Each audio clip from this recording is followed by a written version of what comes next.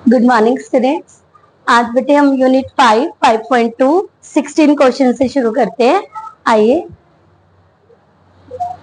Determine the AP whose third term is 16 and seventh term exceed the fifth term by 12। अब जो एक सम था हमारा, है ना, 70 term exceed the 10th term by 7। अब वही कंडीशन यहाँ पर भी आ गई है ना। मैंने आपको बोला था एक क्वेश्चन है, नेक्स्ट जब आएगा बताऊंगी आपको। तो यहाँ पे देखिए, डिटरमाइन द एपी, आपको वो एपी फाइंड आउट करनी है whose third term is 16। Third term आपके पास क्या है, 16 है। तो आप लिखेंगे A3 इज इक्वल टू 16। और सेकंड कंडीशन उसने आपको क्या दी है, उसने कहा है सेवेंथ टर्म, जो सेवेंथ टर्म है एक्सीड मतलब कि ज्यादा है तो फिफ्थ टर्म, कौन सी टर्म से, फिफ्थ टर्म से, और कितनी है, 12। समझ आइए। हाँ जी। A2 को आप कैसे लिख सकते हैं बेटा, A plus 2D is equal to 16। और A7 को हम कैसे राइट डाउन करेंगे, A plus 60 and minus A5 को A plus 4D is equal to 12। तो A plus 6D minus A minus 4D is equal to 12। हमने ब्रैकेट को open कर लिया, बाहर माइनस है तो हमने साइन को चेंज कर दिया। A से आपका A कैंसिल हो जाएगा, 60 minus 4D we get 2D is equal to 12 and D is equal to 6। 2 6 12। अब यहाँ पर D आप कहां पर इसको पुट करेंगे, इक्वेशन फर्स्ट में। आप यहाँ पर इसको इक्वेशन फर्स्ट लिख लीजिए, ठीक है। और इक्वेशन फर्स्ट आप इसके नीचे लिखेंगे, ऐसा नहीं है कि आप इसको यहाँ पर रख देंगे, नो, आपको यहाँ पर लिखना है, ठीक है। यहाँ पर लिख देंगे, एग्जामिनर कहेगा ये तो आया नहीं था, पहले ही वैल्यू निकाल दी, ठीक है ना। रीजन इसका ये हम यहाँ पर नहीं लिख रहे हैं। अब देखिए D आपके पास 6 है, 2 multiply 6 is equal to 16। A plus 12 is equal to 16। A is equal to 16 minus 12, A is equal to 4। अब आपके पास A आ गया, आपको D भी मिल गया, बट आपने A और D थोड़ा ना निकालना था, हमने तो AP फाइंड आउट करनी है। और AP आपकी क्या होती है, A1 A2 A3, तो A तो आपको मिल गया। A2 आपका क्या होगा, A plus D। 4 plus 6 is equal to 10। A3 क्या होगा, A plus 2D। 4 plus 2 multiply 6, आप लिखेंगे 4 प्लस 12 एंड वी गेट 16। आप जब 3 टर्म्स निकाल लेते हैं, ठीक है, कभी भी आपसे पूछा गया हो कि AP निकालिए तो फर्स्ट 3 टर्म हम निकाल देते हैं और हम लिखते हैं AP इज इक्वल टू, हाँ जी, फर्स्ट टर्म आपके पास क्या आई है, 4, second term 10 and third term 16 and so on. और आप इसे बॉक्स में बंद कर देंगे। समझ आइए अच्छे से। नेक्स्ट क्वेश्चन की तरफ बढ़े। नेक्स्ट क्वेश्चन आपका बहुत इंपॉर्टेंट है, ठीक है। आपको लग रहा है कि छोटा सा ही क्वेश्चन है, 20th टर्म में तो निकालनी है, और यहीं पर बच्चे गलत कर देते हैं, क्वेश्चन को पूरा नहीं पढ़ते। आपको बोला गया है find the 20th term from the last term. Last term से आपने 20th टर्म फाइंड आउट करनी है। इसके लिए अलग से फॉर्मूला भी है, बट मैं वो नहीं करवाऊंगी आपको, है ना। हम ज्यादा फॉर्मूलाज लर्न नहीं करेंगे। हम क्या करेंगे, जो आपको गिवन एपी है आप उसको इंप्लाइज का साइन लगा करके और उसे उल्टा लिख देंगे। समझ आइए। कई स्टूडेंट बहुत कॉमन मिस्टेक करते हैं, वो क्या करते हैं 253, उसके बाद 3, 8 एंड 13 राइट डाउन कर देते हैं, जो कि रॉन्ग है। आप जब डिवाइड उसको मतलब हाँ उल्टा लिख रहे हैं ना, तो फर्स्ट आपका फर्स्ट डिजिट लास्ट बनेगा और लास्ट डिजिट आपका फर्स्ट बनेगा, ध्यान रखिएगा। अब देखिए क्योंकि आपकी अब एपी चेंज हो चुकी है ना, तो आपके पास यहाँ पर फर्स्ट टर्म क्या है, फर्स्ट टर्म ए कितना है आपके पास 253। अब हमारे पास बात आती है कॉमन डिफरेंस फाइंड आउट करने की। कॉमन डिफरेंस जो कि है डी, वो आप कैसे फाइंड आउट करोगे। हम लिखते थे A2 माइनस A1, अब यहाँ तो 2 है ही नहीं, है ना, तो आप क्या लिखेंगे AN minus AN minus 1। AN last term क्या होती है AN, और उससे एक फर्स्ट वाली सेकंड लास्ट n माइनस 1 होती है, तो हम लिखेंगे AN माइनस AN माइनस 1, और AN क्या है 3 है, AN माइनस 1 क्या है 8 है, आपको क्या मिल जाएगा D माइनस 5। अब आपने कौन सी टर्म निकालनी है 20th टर्म, तो आप लिखेंगे A20, A20 को हम क्या राइट डाउन कर सकते हैं A प्लस 19D। देखिए 253 प्लस 19 मल्टीप्लाई 5, 253 19 5 सा 95, और माइनस करेंगे 13 में से 5 को माइनस करेंगे 8, 14 में से 9 को माइनस करेंगे 5 एंड 1, 820 आपको मिल गई है 158। हाँ जी, आपको समझ आया, नोट डाउन कीजिए, फिर हम आगे की तरफ बढ़ते हैं।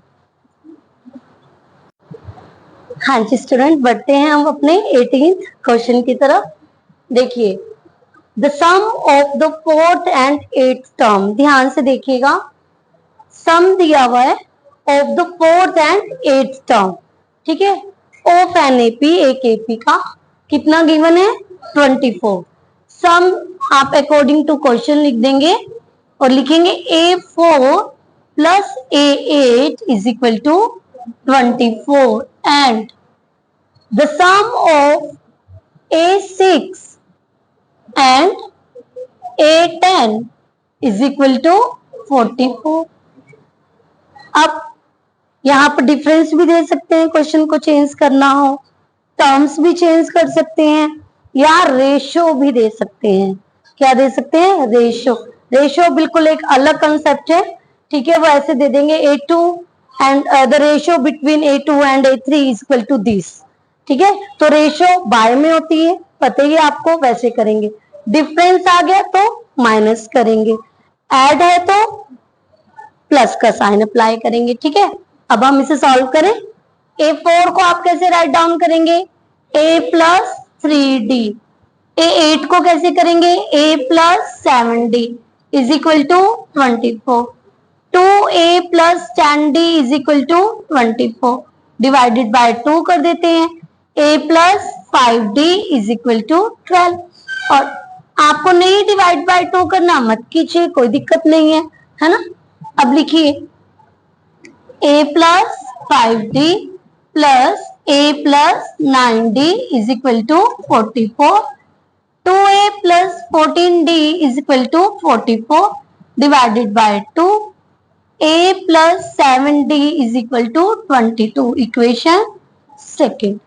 एक फर्स्ट हो गया, एक आपके पास सेकंड इक्वेशन हो गया। अब आप क्या करेंगे, बाय एलिमिनेशन मेथड इसे सॉल्व करेंगे। A plus 5D is equal to 12 and A plus 7D is equal to 22। अब यहाँ पर आप एलिमिनेशन मेथड को यूज करेंगे, तो उसके लिए आप क्या लेंगे, पहले परमिशन ले लेते हैं कि हम इसे माइनस कर रहे हैं, माइनस कर रहे हैं तो आपका साइन चेंज हो जाएंगे, साइन चेंज हो गया तो A वेरिएबल सेम है, साइन अपोजिट हो गया, cancel, minus 2D is equal to minus 10, D minus से minus cancel and D is equal to 5 and D goes to equation first. यहाँ पर देखिए A plus 5D is equal to 12, A आपके पास find out करना है, D आपके पास 5 आ गया है ना, हमने सॉल्व किया है, a plus 25 is equal to 12 and a is equal to 12 minus 25. Then we get a is equal to minus 13. अब देखिए हमें क्या करना था, find the first three terms. First three terms आपको फाइंड आउट करनी है और a आपके पास आया है -13।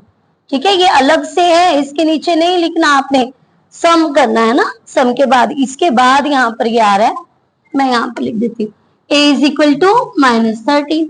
a2 क्या हो जाएगा, a प्लस d, तो -13d आपके पास है 5, we get -8 and a3 a plus 2d, -13 plus 2 multiply 5, -13 plus 10 we get -3।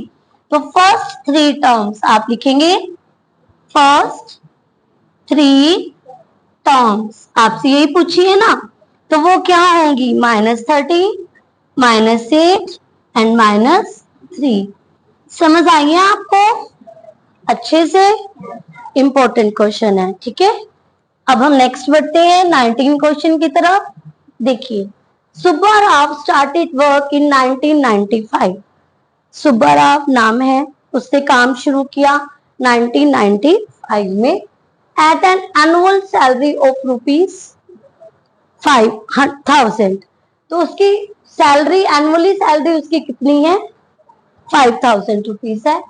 And received an increment, और हर साल उसका इंक्रीमेंट लग जाता है, कितना लग जाता है, ₹200 एवरी ईयर, ईच ईयर। ठीक है, अब देखिए, इन विच ईयर, कौन से साल में, डिड हिज इनकम, उसकी इनकम हो जाएगी, रीच कहां तक पहुंच जाएगी, ₹7,000 तक। ठीक है, जो अब की सैलरी है, मतलब कि फर्स्ट टर्म ए आपको कितना गिवन है, 5,000। इंक्रीमेंट, क्योंकि हर साल लग रहा है आपका इंक्रीमेंट, उसका कॉमन डिफरेंस हो जाएगा डी, 200 है ना। आपको लास्ट टर्म जो कि आपको बता दिया हुआ है 7,000, यहां तक कब पहुंचेगी, आपको नंबर ऑफ टर्म्स बतानी है कि कितने साल बाद, है ना। तो आप n फाइंड आउट करना है, तो ये n का फॉर्मूला लगा लेते हैं, a plus n minus 1d। an आपके पास 7,000 है, a आपके पास 5,000 है, n एंड d आपके पास 200 है। माइनस कीजिएगा,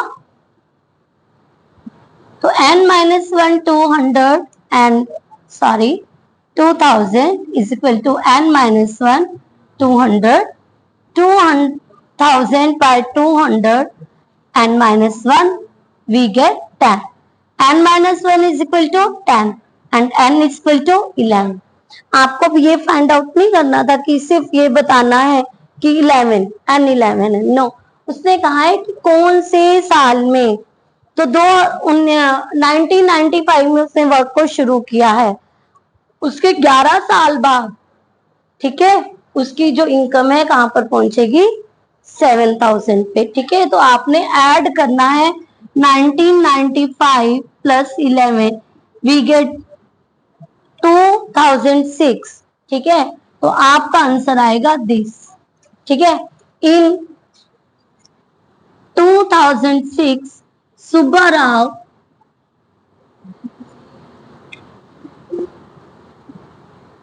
income becomes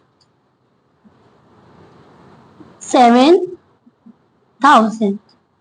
समझ आइए, इजी है। हाँ जी, नेक्स्ट क्वेश्चन की तरफ बढ़ते हैं। Ramkali save ₹5 in first week.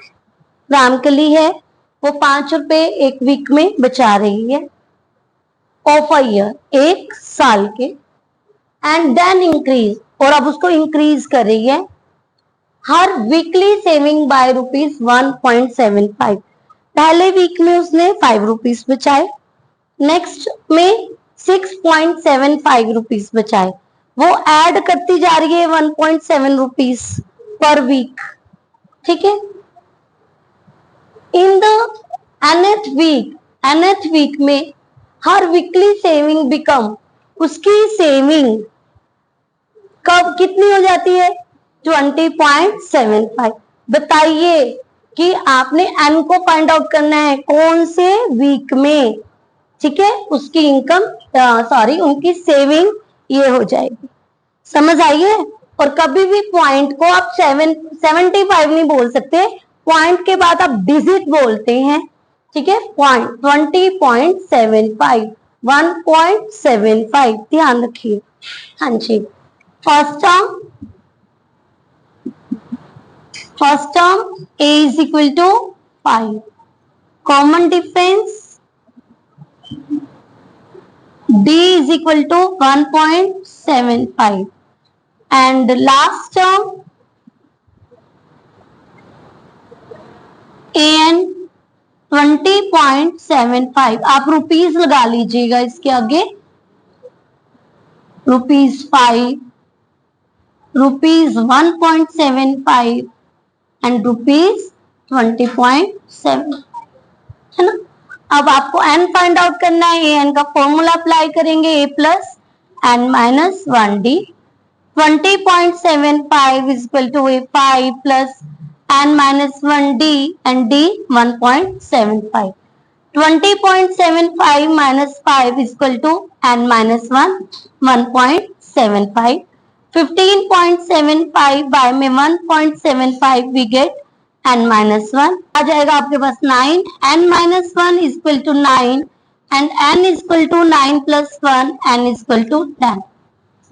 तो 10th वीक में उसकी जो सेविंग है वो कितनी हो जाएगी? 20.75 रुपीस। तो बेटा आज आपके ये एक्सरसाइज 5.2 कंप्लीट हो चुकी है, ठीक है। तो 5.3 हम कल करते हैं, आप इसे नोट डाउन कीजिएगा।